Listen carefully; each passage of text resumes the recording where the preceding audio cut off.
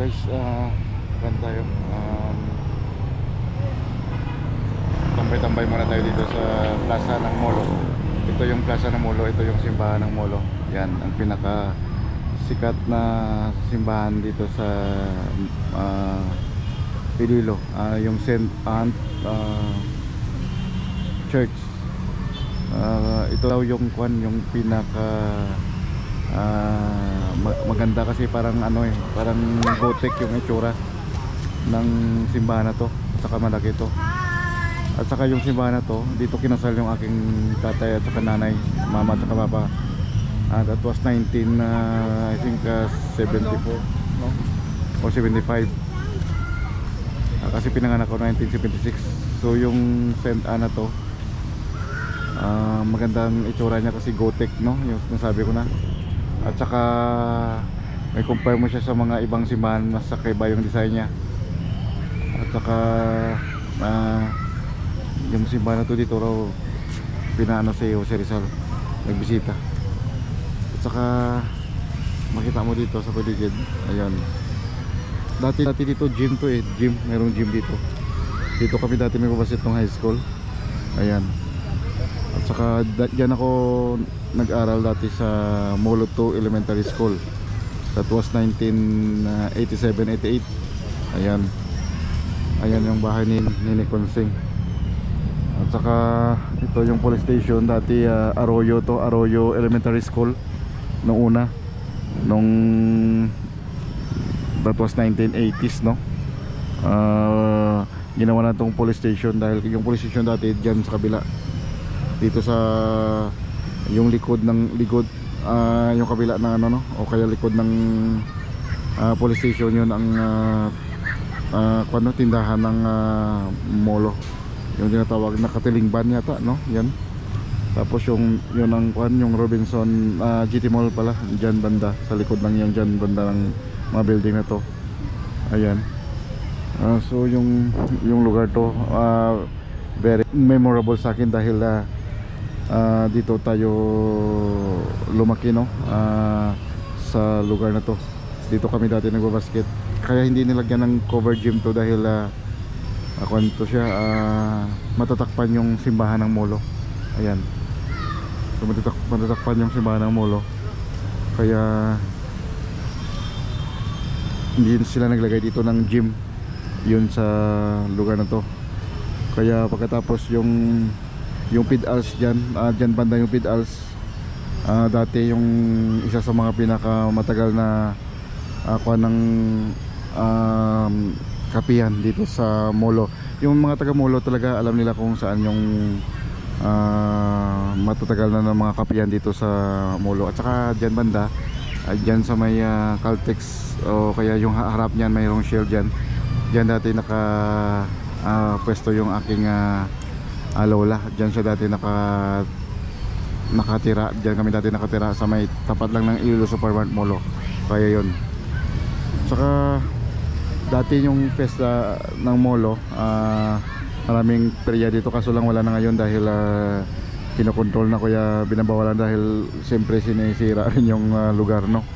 At saka yung peryahan dito, dati dito lang nilagay, kumakalat dito sa buong plaza dito dati. So ngayon wala na. At saka yung pala, yung festa ng Molo dito, July 26 yata. Yan, yung festa ng Molo. So yun na lang mga karinja. At saka kain pa ako ng fishball dito sa plaza. Okay, so kita tayo mamaya.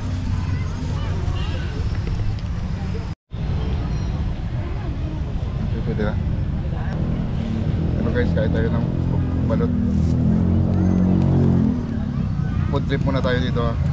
Ayan. Wow.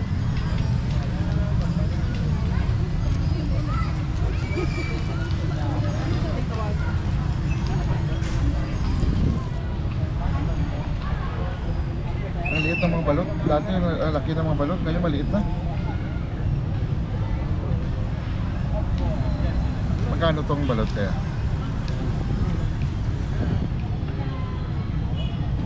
20? 25? Tingnan mo, 25 pesos yung ganito. Tapos yung yung balot, yung kwan, yung fishball, taga kwan. Taga 13 pesos. Dati naalala ko, taga ano lang yun eh. Taga salapi lang yun eh, 50 pence. Ayun.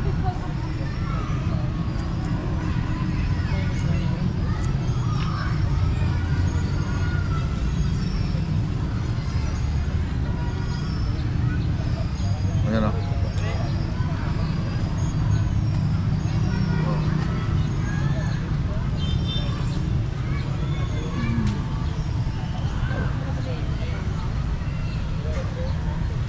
Purong liit, gabi.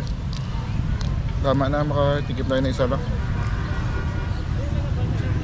Hindi naman advisable kasi yung kain nga na marami. Hindi naman ganda sa katawan mo to. Cholesterol. Tignan mo sa bawang.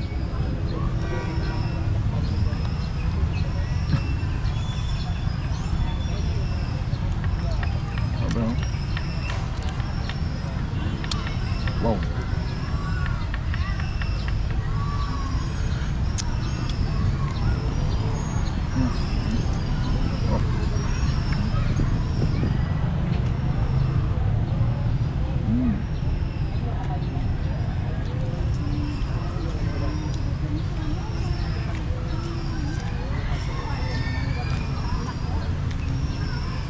Oh, wala.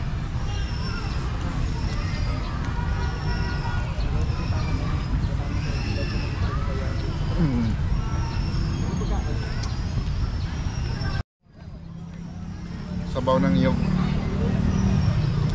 Yung ano, yung sa ating butong, no? Butong o kaya yang coconut. Fresh na fresh to. Magkano to? Para sabi, well 15? groomed. Tingnan mo, 15 pesos yung ganito. Mahal na ngayon lahat, no? 15 pesos. Pero okay na. It's worth it. Pag ito yung inumin mo kasi healthy to.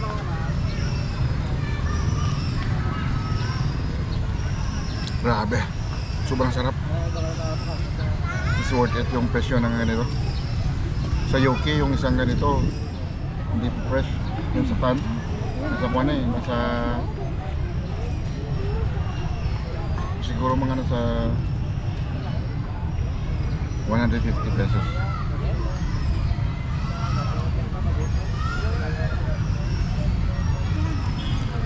Hindi pa masarap. Grabe, sobrang lasa.